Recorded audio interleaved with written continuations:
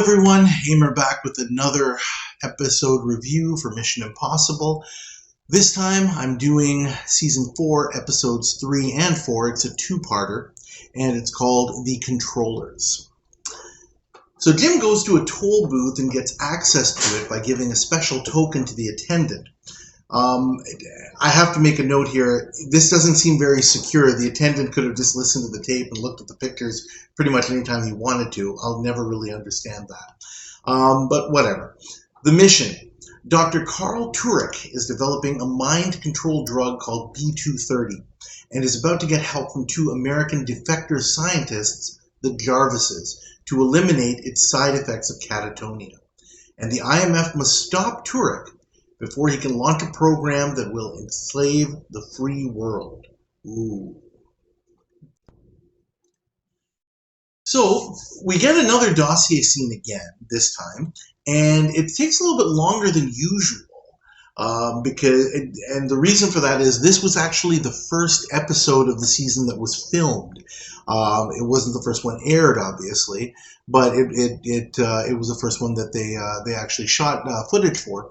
And so it basically is designed to kind of introduce us to Paris, Leonard Nimoy as the new agent, and it also introduces us to guest agent Meredith, spelled with a Y for some reason, played by Dina Merrill.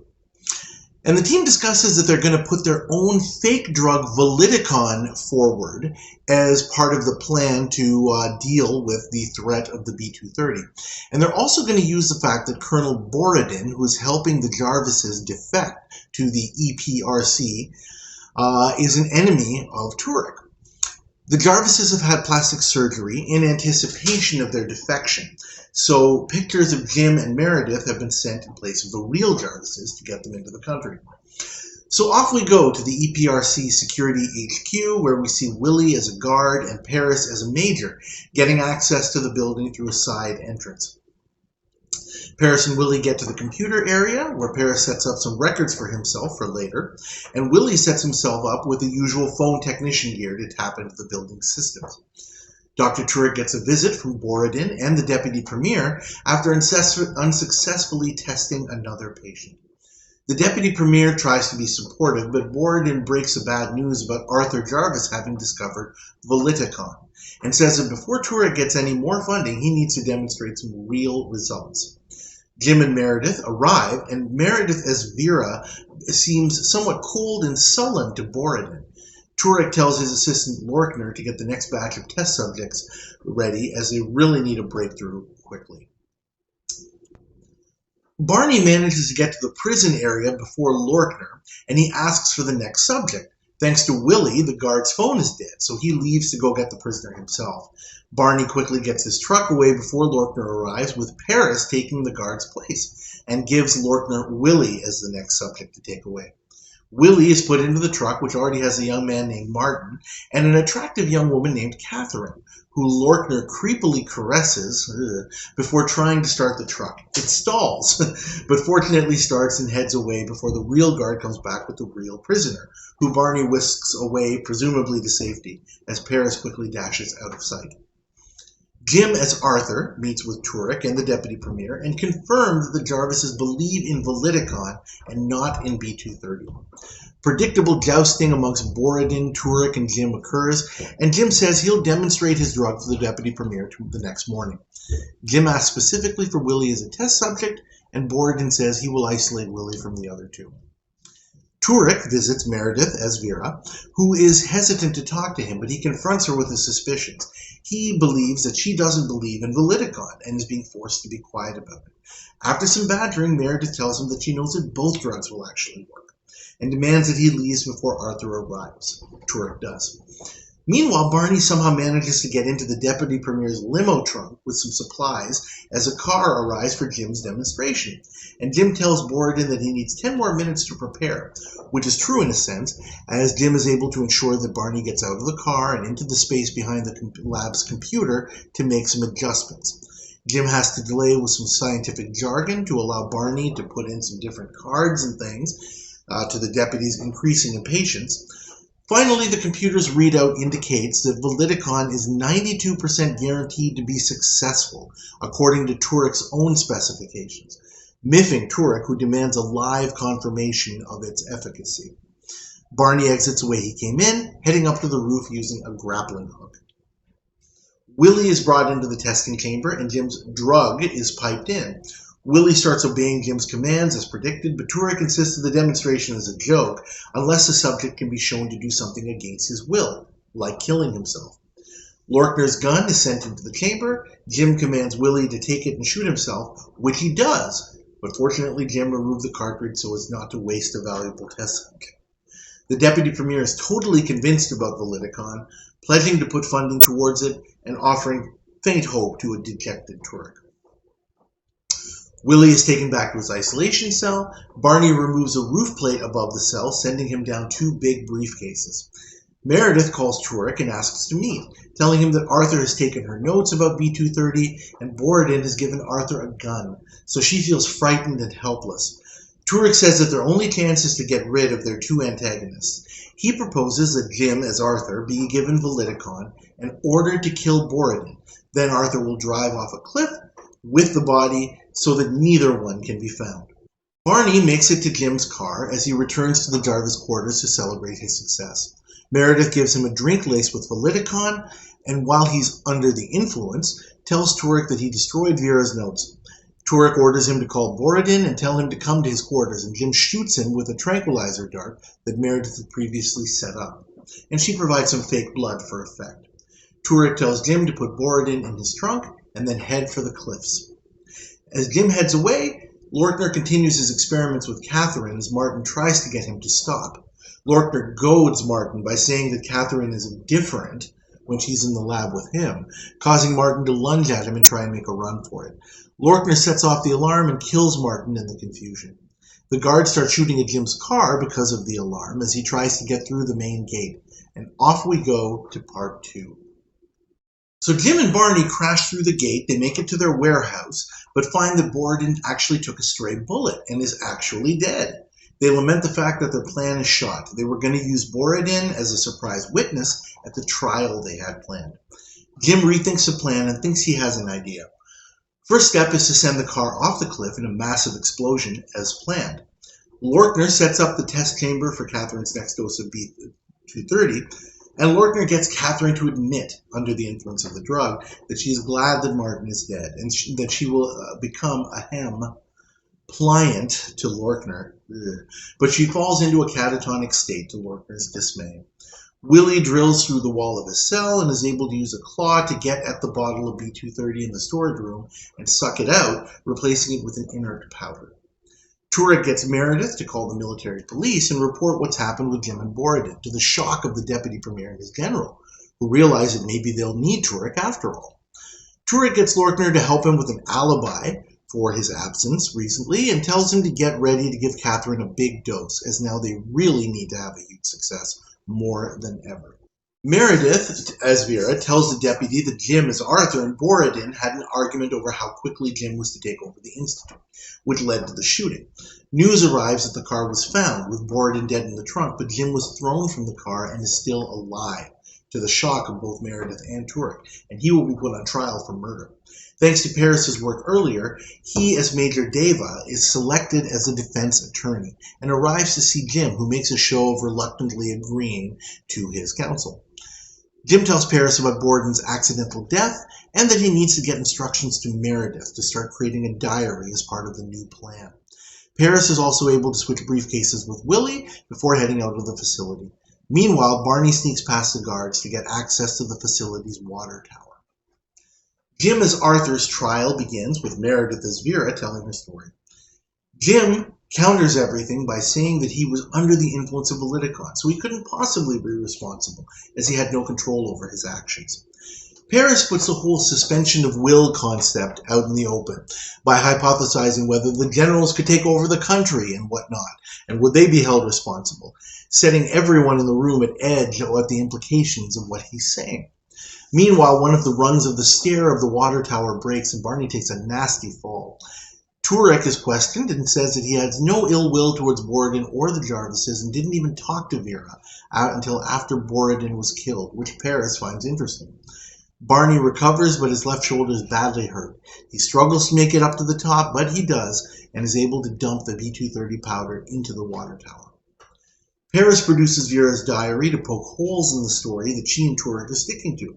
Meredith is outraged over the invasion of her privacy, but the court orders her to read the last few entries in the diary, detailing what actually happened over the last few days, including the fact that she still carried strong feelings and desires for Turek from many years ago.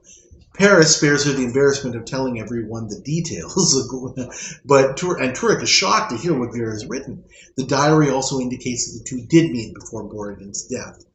Paris asks for an adjournment given that Vera is shaken up, and advises that Vera and Turek be detained, as Turek has a very strong incentive to run, or worse, use his drug to escape potential punishment, and the deputy premier agrees. Lorkner comes to take Catherine for her last treatment and continues his creepy pawing at her. As Paris prepares a Lorkner mask, Willie picks a lock of the cell, comes out as a guard, rescuing Catherine, and in the fracas, Lorkner ends up in the test chamber with the gas starting to flow in. Paris, as Lorkner, waits for them as they arrive at the transport truck, handing it over to Willie to pick up Barney while he brings Turek's car to the facility, but disconnects the ignition. Then visits Turek in his holding cell, which is right near Meredith and Jim. Paris and Lorkner tells him not to eat the food as he's put B-230 in the water so that they can escape. Paris calls the deputy premier, using his own voice, and tells him that, as he feared, Turek used the drug to make everyone catatonic, and he should bring help. Lorkner frees Turek, who tells him to kill Meredith and Jim, and heads out to his car, but it won't start. Paris frees Meredith and Jim, of course, and they join the rest of the IMF in the truck to get away. As the deputy arrives with soldiers, as Turek vainly tries to run off, and apparently is killed off-screen. Mission accomplished. So I'm going to give this episode a grade of a B. I've already mentioned that this was the first one that was filmed for this season. Aired later than some of the other ones for all sorts of different reasons, I guess. There's a lot of good in this episode. I made quite a few points, and I'll kind of go through them one by one. First of all, Dina Merrill. I think that she is a really, really great fit for this role. Really good choice for the guest female agent. It was unclear to me after going through the Mission Impossible dossier book why she wasn't considered as more of a regular. I have a theory just in kind of watching this episode. As I mentioned, I think she's a great actress. She plays the role of Vera Jarvis very, very well. My feeling about her is, though, that she would probably not fit in too well in a lot of other roles that we're going to see in Season 4, and in a lot of the roles that we have seen. I don't really see her, and maybe this is a little bit unfair, but this is just how I feel. I just don't see her as being quite as versatile as Barbara Bain, with the idea of every week she's going to have to kind of play a different part. For this particular part here, you know, as a scientist, as kind of an upscale, sophisticated lady, I think she does that fantastically well. Barbara Bain has also done that very, very well when the plot calls for it. But think about it. Do you see Dina Merrill playing the role of, let's say, Celine in The Heir Apparent from last season? Or a nurse like Lee Merriweather was in the previous episode, The Numbers Game, or a Cinnamon has played many, many times? I don't know, maybe she could, but it just doesn't seem that she would be a good fit for those kind of more ordinary, down-to-earth roles. That's just my feeling and my takeaway from this. Other things that are excellent. The other guest stars. David Shiner as Carl Turek. Outstanding. We've seen him a couple of times before. We'll see him a couple of times again. He's always great. Alfred Ryder as Colonel Borodin. I mentioned before. He's usually not a flashy actor, but when he's around, you generally have a pretty good episode, and his roles are usually right up there, top class. Same can be said for Robert Ellenstein, who plays the deputy premier. Anytime he's in an episode, you're gonna have a good one. That's my general feeling. Moving on, when we're talking about guest stars, to kind of seg into the next part of it, H.M. Wynant, who plays the creepy Lorkner, as well as Brooke Bundy, who plays the lovely Catherine, they're both outstanding. I feel that it's interesting with the subplot here of Lorkner and Catherine and Martin. There's so much to kind of say about that. Normally, when we talk about two-parters, as we have in the past, two-parters on Mission Impossible generally come around as a result of, a 1 hour episode kind of going too long, where the writers feel, well, we've got too much to do and we need more time. And what generally ends up happening is, a show which would ordinarily be about 42 television minutes ends up becoming, 55 or 60 television minutes. But it's really, really difficult for the writers to turn 42 into 74 television minutes, which is what a two-parter becomes, because you have to have a recap at the beginning. So it's usually about 74 minutes of footage. So what the writers typically have to do is they have to put in some subplots or some extra scenes, which very much seem kind of tacked on. And I pointed out where there are extra scenes where there's a lot of padding and plotting. That's not the case in this one. I really don't feel that way. The subplot here with Lorkner and Catherine and Martin, and Willie even involved to some extent, is not, it doesn't seem tacked on. I don't believe it is tacked on. It's really woven into the story quite well, to the point that even, when there's a big snafu, during the break between part 1 and part 2, and Colonel Borden actually gets shot, it actually is, that actually happens because of what happens in the subplot, where, Lorkner gets Martin angry, Martin makes a run for it, and, that sets off the facility alarm, which is what causes the guards, as Jim is trying to exit the facility, to shoot at the car, and Borden takes a bullet. So I really can't say enough about how, because I've taken them to task in the past, I can't say enough good about how the writers really took the time here to weave the subplot into the main plot and have it make sense, have it be engaging and entertaining. We're really rooting for something good to happen to Catherine here.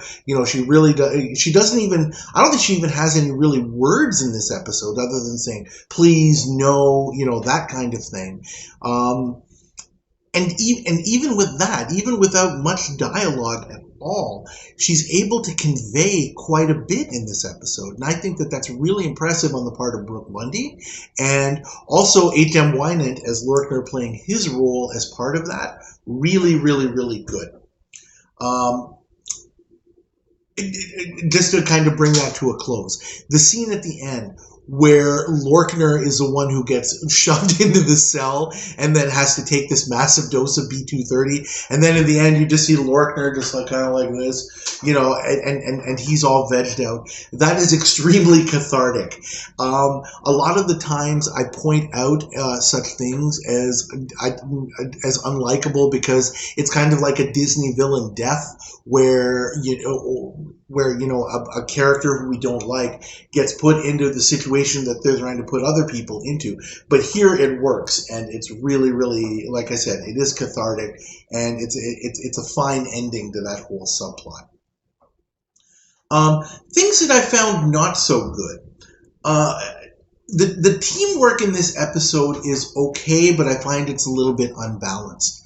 Barney has to do a lot of physical work, which is top-notch. He's running around all over this facility and trying to stay out of sight of the guards, and that part of it works tremendously well for me. I didn't like that Paris was absent for a huge chunk of the action. He's there at the beginning, and then he kind of comes in for, like, the final act. It reminds me a lot of The Bunker, the two-parter towards the end of season 3, where Martin Landau had kind of the same thing. He played the role of the doctor, and it was really the same thing. He was absent for a huge chunk of the action, comes in for the final act, has a very, very pivotal role. But again, it kind of makes the teamwork really, really unbalanced. So I can't really call this kind of a Power of 5 episode in that sense, although everybody has an important plot to play, and not quite not quite as we've seen in some of the really, really awesome episodes. Also, it's a little bit weird. You wouldn't even notice, but this plot apparently takes place over what appears to be a couple of days. Day 1 is where Jim and Meredith arrive as the Jarvises. Jim says he's going to give his demonstration of Voliticon to the deputy premier, the next day. And then apparently all this chain of events unfolds, and Borden's car goes over the cliff, and then there's this trial, which is done in a very, very hurried fashion, and everything happens over 2 days. Really, really hard to believe that they can pack that much action into 2 days, but whatever. So given what I've said about all of this stuff that is really, really good in this episode, why do I give it a B? I'll tell you exactly why. Just like the numbers game, the previous episode, where we had a major flaw in the episode, we have the same kind of thing here. It's what I like to call bogosity of premise, meaning that if an episode is based on an idea that doesn't really make sense, that is a big, big, big turnoff to me. What I mean here is we're talking about an episode revolving around a drug that can cause short-term mind control in people. There haven't been a lot of episodes yet. There have been some where, the IMF has had to use some kind of drug or technique or something or other that causes hypersuggestibility or hypnosis, where people are doing things that the IMF wants them to do, which they normally would not. And this is kind of a very extreme example of that. We're talking about actually being able to literally control people's minds here. Obviously, such a thing is just not possible, really, from a biological perspective. I think what the writers are trying to do here is to extend the idea of things like sodium pentothal and scopolamine, things that we would commonly refer to as truth serums and things like that. And the idea behind such drugs is that they do inhibit some higher level brain function, right? I looked this up just to confirm. And the idea there is, if your higher level brain is not working at the level that it should, it makes you less likely, some people would say, it makes it impossible for you to lie. Because, the lie that you've concocted in your head isn't really accessible to the rest of your brain under the influence of such drugs. And I think that that's what the producers were going for, the writers were going for, in terms of this idea of a mind-controlled drug. Well, here's the problem. Obviously, we actually see some of it in this episode where Paris, as part of his, his work as the defense attorney in this trial, basically comes right out and says, points out how ridiculous it would be at a societal level, at a legal level, if, we have a drug like this and suddenly nobody is responsible for their actions. If he points out, hey, the generals could take over the country and they wouldn't be responsible for it because they're under the influence of this drug, or, all sorts of ridiculous things could happen. Anybody could literally get away with anything. So that's obviously problematic, and that is absolutely true in terms of if you analyze what Paris is basically saying. But more than that, the problem is that I think the writers would have us believe that, being under the influence of this drug or a similar drug, and the ability of this drug to make you obey commands. Well, here's the thing. The drug doesn't know who administered it, right? It's just a chemical. So if somebody is under the influence of this drug, let's say, take it out as a thought experiment, Jim has been administered this drug. Meredith is the one who actually gave him the drink, and now he's obeying the commands of Dr. Turek to kill Colonel Borodin. There's nothing. They're relying on the idea that Colonel Borodin will just be so shocked at having a gun pointed at him that he's not even going to have the ability to say stop, right? And given the logic that the writers would have us deal with in this episode, Jim would obey the command to stop. All it would take would be for one person to say no or stop, and then the whole plan kind of falls apart. There's it extends the ridiculousness to the realm of a possibility for us to say that, well, people will obey one set of commands and they won't obey another set of commands. So again, I just find the whole premise to be quite ridiculous, and that's why I can't say that this was really an outstanding episode. It's entertaining. I said the same thing about the numbers game, and I pointed out a lot of good things about that episode, and I pointed out a lot of good things here. And I stick by my grade of B, that the episode is entertaining enough, but I'm always going to have in the back of my head, and anybody will, even with the slightest bit of scrutiny, understand that this is not a realistic situation. This is just an improbable / impossible situation. And really the thing that occurred to me is, the writers are basically asking us to accept that, this drug will essentially put somebody under a magic spell almost. Just like there was a movie called Ella Enchanted with Anne Hathaway, where, and the premise of that is that there's this girl, Ella, who's under this spell that she obeys any command that's given to her. That's essentially what they're trying to do here. And that's the stuff of those kind of Disney movies. It's not really the stuff of Mission Impossible. So that's why I can't give this episode any higher than a B. I was actually tempted to put it a fair bit lower, but I did notice all of these good things about it. And I was leaning towards a B-, but then with all of the things that I found, plus especially the fact that the subplot is woven in, like I mentioned, and there's not really any kind of dead spots or padding in this episode, that's why I think it definitely does merit at least a B. And I'll leave it at that. Thank you all for watching as usual. Please like this video. Please subscribe to my channel if you haven't already, and please leave your comments. I'd love to hear what you have to say about this and other episodes. Thank you again for watching, and I'll see you next time.